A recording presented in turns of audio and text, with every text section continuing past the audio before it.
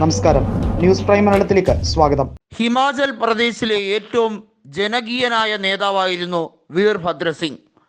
വീർഭദ്ര സിംഗിൻ്റെ ഭാര്യ പ്രതിഭ സിംഗ് ഉപതെരഞ്ഞെടുപ്പിലൂടെ BJPയെ കടപുഴക്കിയെറിഞ്ഞ മണ്ഡലമാണ് മാണ്ഡി ലോക്സഭാ സീറ്റ്. കർഷക സമരം ഉൾപ്പെടെയുള്ള കാര്യങ്ങൾ ഇന്ത്യ രാജ്യത്ത് നടക്കുമ്പോൾ അതിൻ്റെ ഒരു അനുരണനം കൃത്യമായി തന്നെ കാണാൻ കഴിഞ്ഞു. മാണ്ഡി ലോക്സഭാ സീറ്റിൽ 4.5 ലക്ഷം വോട്ടിൻ്റെ ഭൂരിപക്ഷം ഉണ്ടായിരുന്ന BJPക്ക് 10,000-ഓളം വോട്ടുകൾക്ക് പ്രതിഭ സിംഗിനോട് തോൽക്കേണ്ടി വന്നു.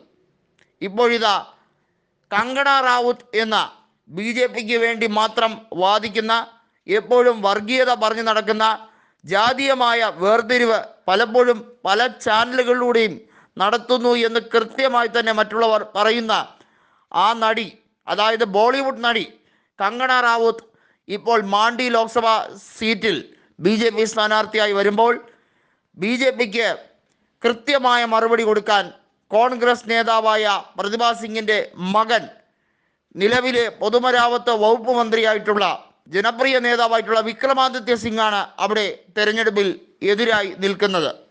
നമുക്കറിയാം, കൃത്യമായി പറഞ്ഞാൽ പ്രതിഭ സിംഗിനേക്കാൾ ജനകീയത കൈവരിക്കാനും യുവാക്കളിലും വലിയ തോതിൽ അദ്ദേഹത്തിന് ഇമ്പാക്റ്റ് ഉണ്ടാക്കാനും കഴിയുമെന്ന കോൺഗ്രസിൻ്റെ റിപ്പോർട്ട് അനുസരിച്ചാണ് അദ്ദേഹത്തിനെ തെരഞ്ഞെടുപ്പിൽ നിർത്തുന്നത്.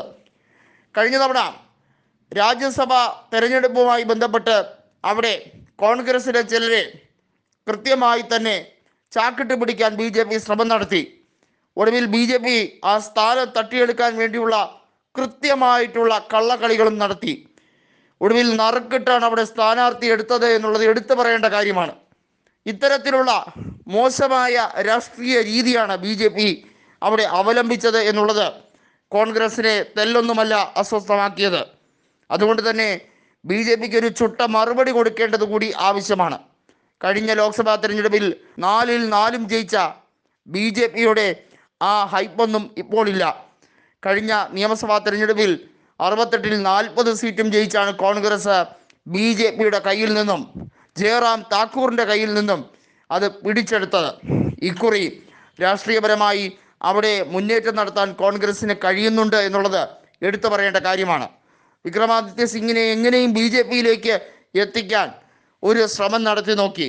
പക്ഷേ കൃത്യമായി തന്നെ അദ്ദേഹം പറഞ്ഞു, തൻ്റെ പിതാവിൻ്റെ ലെഗസിയാണ് പിന്തുടരുന്നത്. അതുകൊണ്ട് തന്നെ ഒരു കാരണവശാലും കോൺഗ്രസ് വിട്ട് മറ്റൊരു പാർട്ടിയിലേക്ക് മാറില്ല എന്നുള്ളത് ഉറപ്പിച്ച് പറഞ്ഞു. മക്കൾ രാഷ്ട്രീയമല്ല അവിടെ ഏറ്റവും പ്രധാനം, വർഗീയതയ്ക്കെതിരെയുള്ള ശക്തമായ നീക്കമാണ്. BJP നടത്തുന്ന കോർപ്പറേറ്റ് രാഷ്ട്രീയത്തെയും അതുപോലെ തന്നെ ഈ വർഗീയ രാഷ്ട്രീയത്തെയും എതിരിടാൻ രാഷ്ട്രീയപരമായി വിക്രമാദിത്യ സിംഗിന് കഴിയും എന്നുള്ളത് എടുത്തു പറഞ്ഞിരിക്കുകയാണ്.